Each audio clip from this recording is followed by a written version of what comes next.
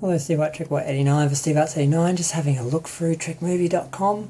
There's another article which is kind of interesting. It's talking to, I think, just Jonathan Frakes about season 3 of Picard. Oh, it's Telly Matchless is actually is talking about Riker. I thought he was talking to Jonathan Frakes. A couple of little things come up which are interesting, like the fact that the space dock is not the original space dock from Star Trek 3 and Star Trek 4 and Star Trek 5 that's been over the Earth for 100 years. Apparently you learn the fate of that in the season, but it's actually a new ship that they basically built in the spirit of, because they, much like the people in the show, wanted to continue the tradition of that space dock and that style of sort of nautical sort of presentation of Star Trek ships and the way they interact with Earth and each other and that. So that's interesting. Another thing we find out is the little ship that we see at the start of the trailer is actually Beverly Crusher's ship. She's not a Federation officer, she's not assigned, and it's not a Federation ship. It used to be, but isn't now. So she's doing the whole renegade thing, which does make me worry a bit, because I don't want to... Star Trek is not about renegades, and that's Star Wars. Star Trek is about Starfleet and commissioned officers, and I don't want to see just more ragtag groups of renegade people who just are not Starfleet and not Star Trek-esque. So that's a bit of a worry. But the other thing they mentioned was that 7 of 9 apparently isn't the captain of the Titan.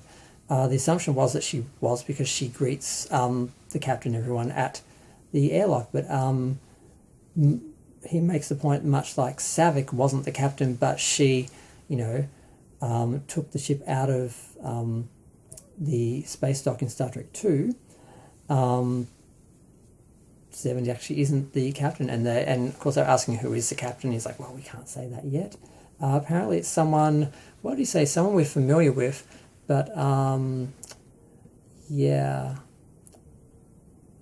I can't even find that quote now, but he didn't say much. I think he just said it was someone that we were familiar with, but not someone that we've seen before. I can't remember what he said now. It's really annoying me. I want to know what he said. Is the captain of the Titan someone we know? To be announced. That captain is also a major character. It's not a character you've ever seen before, and you will be hearing more about the Titan A from this captain. Okay. So it's an actor that we're familiar with, or is very fond of, not a character. I was confused there. But so it's interesting. Seven's not the captain. Beverly's a renegade. The space station is a rebuild, because I guess the original was destroyed or recommissioned.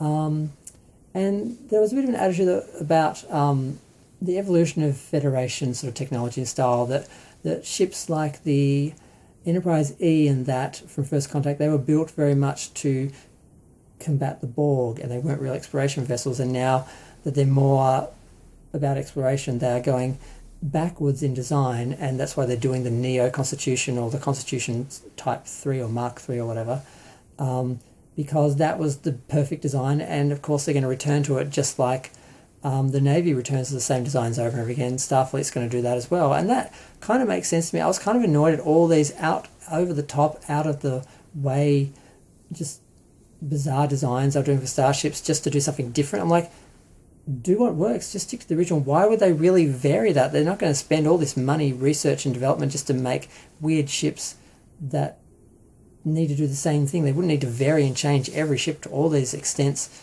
when they're doing the same thing. It didn't make any sense, other than just visually they wanted different ships, and desires and marketing and licensing wise they needed new ships and different ships.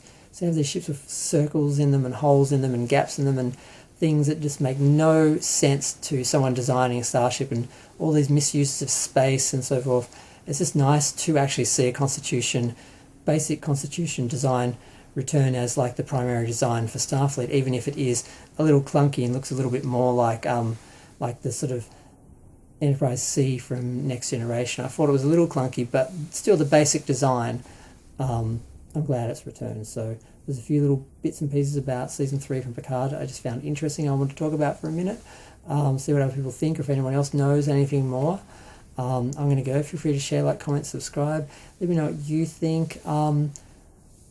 I'm kind of disappointed that we don't see Riker as the captain. I don't know who this other captain is, but I wanted to see Riker be the captain. If it wasn't Seven, if Seven wasn't taking over from him, I wanted to be Riker. I don't want some new person. But we'll see. Maybe there'll be Riker, or maybe there'll be some character we fall in love with, like Savick or someone who's new. But I want the legacy characters to really, really be the focus and the mains. I don't want them to be secondary to new characters or anything. But we'll see what the story dictated.